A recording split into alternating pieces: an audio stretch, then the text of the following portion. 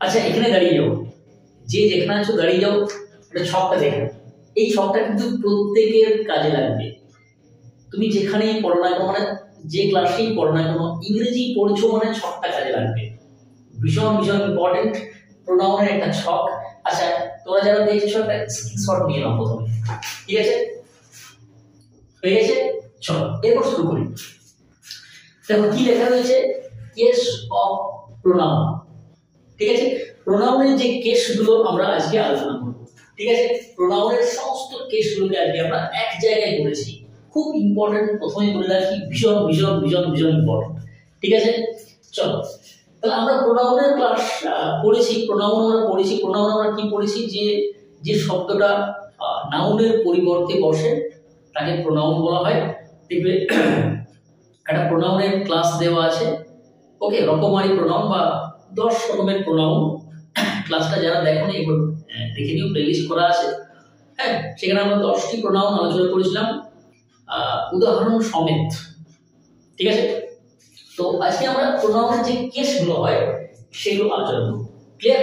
দেখো, subjective case বা এটাকে বলা হয় নমিনেটিভ কেস। সেকেন্ড হচ্ছে অবজেক্টিভ কেস। আচ্ছা, পজেসিভ কেস রয়েছে।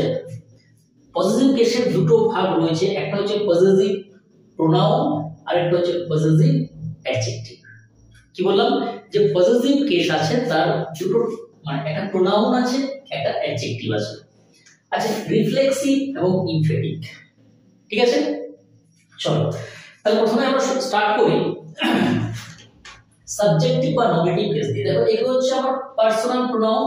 আমরা প্রোনাউনের টাইপসে পড়েছিলাম। পার্সোনাল প্রোনাউন প্রথমেই পড়েছিলাম টাইপ 1 এ, যে যে প্রোনাউন কোনো ব্যক্তি বা বস্তুর পরিবর্তে বসে সেগুলো হচ্ছে পার্সোনাল প্রোনাউন। ঠিক আছে, তো পার্সোনাল প্রোনাউন এগুলো হচ্ছে আমার কোন কেস, এগুলো হচ্ছে আমার subjective case. I, we, you, he, she, they এবং ইট, এগুলো হচ্ছে আমার প্রোনাউনের সাবজেক্টিভ কেস। আচ্ছা, সাবজেক্টিভ কেস মানে কি, এই প্রোনাউনগুলো সাবজেক্টের জায়গায় বসে। অর্থাৎ আমরা যখন কোনো সেন্টেন্স লিখি না, তো এগুলো কি হিসাবে কাজ করে, এগুলো কিন্তু সাবজেক্ট হিসাবে কাজ করে, অর্থাৎ ভার্বের আগে বসে।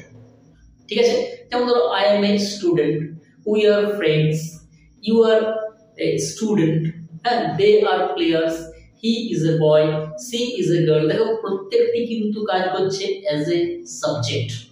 তাহলে এগুলো হচ্ছে সাবজেক্টিভ কেস। ক্লিয়ার? আচ্ছা, এই যে আই, আচ্ছা এটা হচ্ছে অবজেক্টিভ কেস। হ্যাঁ, এখানে সাবজেক্টিভ কেস, যেমন ধরো আই এর অবজেক্টিভ কেস কি হবে, মি। উই কি হবে, আস। আচ্ছা, ইউটা ইউ এ থাকবে, কারণ ইউ সাবজেক্টিভও হয় আবার ইউ অবজেক্টিভও হয়। ইউ সাবজেক্টিভ কেসও হয় আবার ইউ অবজেক্টিভ কেসও হয়। ঠিক আছে, আচ্ছা হিটা কি হবে, হিটা হচ্ছে আমার হিম, হিটা হচ্ছে আমার হিম, হি হচ্ছে আমার হিম। ওকে, সি হচ্ছে হার, দে হচ্ছে দেম। আচ্ছা, ইট কিন্তু ইটেই থাকবে। যেমন ইউ সাবজেক্টিভও হয় অবজেক্টিভও হয়, একইভাবে ইট কিন্তু সাবজেক্টিভ হয় আবার অবজেক্টিভও হয়। দেখো এই যে কেসটা, অর্থাৎ অবজেক্টিভ কেসটা কিন্তু ভার্বের পরে বসে, অর্থাৎ এগুলো কিন্তু অবজেক্ট হিসাবে কাজ করে। অবজেক্ট কি সহজ করে বলে দিই। আচ্ছা, আবার আনফোল্ডেড ইংলিশ নামে কিন্তু একটা ফেসবুক পেজও রয়েছে। ঠিক আছে, তো যারা চ্যানেলে দেখছো তারা কিন্তু ওই ফেসবুক পেজও দেখতে পারো। সেখানে কিন্তু আমি আলাদা একটা সিরিজ দিচ্ছি, ছোট ছোট ইংলিশ টপিকগুলোকে এক জায়গায় করে আমি ছোট ছোট 4 মিনিট 5 মিনিট 6 মিনিট করে দিচ্ছি। সেখানে কিন্তু সাবজেক্ট, অবজেক্ট, কমপ্লিমেন্ট এগুলো কিন্তু অলরেডি শুরু হয়ে গেছে। তোমরা সেখানেও যাবে, সেখানে পেজটাকে ফলো করে দেবে। ঠিক আছে, তাহলে তোমরা কিন্তু ওই ভিডিওগুলো কিন্তু দেখতে পাবে। হ্যাঁ, ছোট ছোট যেগুলো আমাদের কাজে লাগে প্রত্যেকদিন বিভিন্নভাবে। তো অবজেক্ট কি, সেখানে অবজেক্ট ক্লাস দেওয়া আছে। হ্যাঁ, অবজেক্ট কি, আমরা যখন ভার্বকে প্রশ্ন করি কি বা কাকে দ্বারা, যে উত্তরটা পাই সেটা হচ্ছে অবজেক্ট। ক্লিয়ার? যদি অবজেক্টের ডিটেলস ক্লাস চাই তো তোমরা আমাকে জানাবে। আর তাছাড়া কিন্তু আমার ওই যে ফেসবুক পেজ আনফোল্ডেড ইংলিশ, এখানে কিন্তু ক্লাসটা দেওয়া আছে। এগুলো কিন্তু কাজ করে অ্যাজ এ অবজেক্ট। যেমন ধরো আমরা বললাম যে হি টোল্ড মি, দেখো হি টোল্ড মি, সে আমাকে বলে দিল, মিটা কিন্তু কাজ করলো অ্যাজ এ অবজেক্ট। আর আমি যদি বলি যে আই টোল্ড হিম, তো আইটা কিন্তু হয়ে গেল সাবজেক্ট, তখন আই টোল্ড হিম, তখন হিমটা হয়ে গেল অবজেক্ট। ক্লিয়ার? তাহলে এগুলো হচ্ছে অবজেক্টিভ কেস। এগুলো সাবজেক্টিভ, এগুলো সাবজেক্টের জায়গায় বসে, এগুলো অবজেক্টিভ অবজেক্টের জায়গায় বসে। সাবজেক্ট কি? ভার্বের আগে বসে, কর্তা হিসেবে কাজ করে, আর অবজেক্ট ভার্বের পরে বসে, হ্যাঁ, কর্ম হিসেবে কাজ করে। ঠিক আছে? এরপর দেখো এই যে ইউটা কি বললাম, ইউ সাবজেক্টও হয় আবার ইউ অবজেক্টও হয়। তো বললাম যে ইউ টোল্ড মি, তুমি আমাকে বলেছিলে, এখানে ইউটা কিন্তু সাবজেক্ট। আই টোল্ড ইউ, আমি তোমাকে বলেছিলাম, এখানে ইউটা কিন্তু অবজেক্ট। তাহলে ইউ যখন ভার্বের আগে বসে সাবজেক্ট, ভার্বের পরে বসে অবজেক্ট। আচ্ছা পজেসিভ কেস এর মানে কি বলতো? এর মানে হচ্ছে পজেসিভ মানে যার দ্বারা অধিকার বোঝায়, তাই না? এই কলমটি আমার, এই গাড়িটি তোমার, এই বইটি তার। তাহলে এগুলো হচ্ছে পজেসিভ কেস, অর্থাৎ অধিকার বোঝায়। ঠিক আছে? এরপর এই যে পজেসিভ কেস আমি কি বললাম, এর প্রোনাউনও হয় আবার অ্যাডজেক্টিভও হয়। খুব ভালো করে কিন্তু বুঝবে, ভীষণ মানে ভীষণ কাজে লাগে কিন্তু। যেমন ধরো দেখো এগুলোর মিনিং গুলো কিন্তু সেম। যেমন ধরো মাইন, এটা হচ্ছে পজেসিভ প্রোনাউন, বাট মাই হচ্ছে পজেসিভ অ্যাডজেক্টিভ। ক্লিয়ার? মাইন মানে আমার, মাই মানেও কিন্তু আমার, কিন্তু এটা কাজ করে প্রোনাউন হিসাবে এগুলো, আর এগুলো কাজ করে অ্যাডজেক্টিভ হিসাবে। ক্লিয়ার? যেমন ধরো দিস পেন ইজ মাইন, তাহলে এই কলমটি আমার, তাহলে মাইনটা প্রোনাউন। বাট আমি যদি দিস ইজ মাই পেন, মাইটা কিন্তু অ্যাডজেক্টিভ। কি অ্যাডজেক্টিভ? Possessive adjective. দেখো পরে নাউন আছে মাই পেন, তাহলে নাউন সম্পর্কে যে এক্সট্রা তথ্য দেয়, বাড়তি তথ্য দেয়, তাকে অ্যাডজেক্টিভ বলা হয়। ক্লিয়ার? আচ্ছা আওয়ার্স পজেসিভ প্রোনাউন, আওয়ার হচ্ছে possessive adjective. Yours possessive pronoun, your হচ্ছে পজেসিভ অ্যাডজেক্টিভ। হিজ কিন্তু প্রোনাউনও হয় আবার হিজ কিন্তু অ্যাডজেক্টিভও হয়। Hers possessive pronoun, her possessive adjective. Theirs possessive pronoun, their কিন্তু পজেসিভ অ্যাডজেক্টিভ।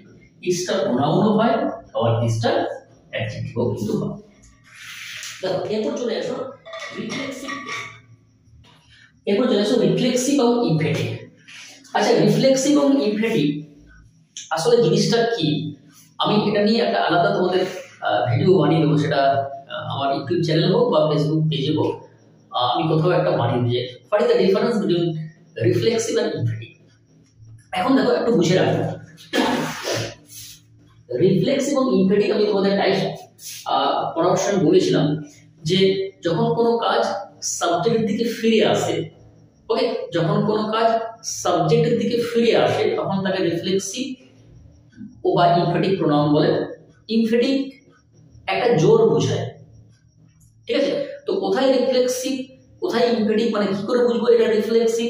কারণ এই ফর্মগুলো কিন্তু এই, মানে যেমন ধরো মাই সেলফ রিফ্লেক্সিভও হয় আবার ইমফেটিভও হয়, আওয়ার সেলফ রিফ্লেক্সিভও হয় ইমফেটিভও হয়।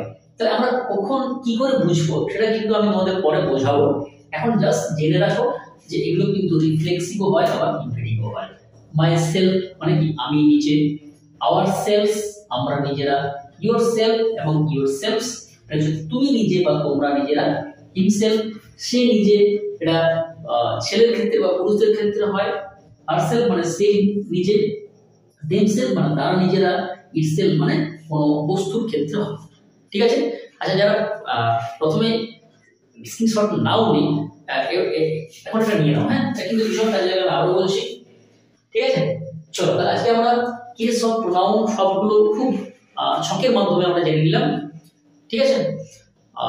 তাহলে ক্লাসটা এই অবধি থাকবে, এখানে ক্লাসটা শেষ করবো। তার আগে একটু বলে রাখি, যারা ক্লাসটি এতক্ষণ দেখলে তাদেরকে অসংখ্য ধন্যবাদ। একটা লাইক করে দিও, শেয়ার করে দিও, আর যারা সাবস্ক্রাইব অলরেডি করেছো তাদেরকে ধন্যবাদ, আবারও ধন্যবাদ। আর যারা করোনি চ্যানেলটাকে সাবস্ক্রাইব করে দেবে। দেখা হচ্ছে পরবর্তী ক্লাসে। Okay, thank you very much, by.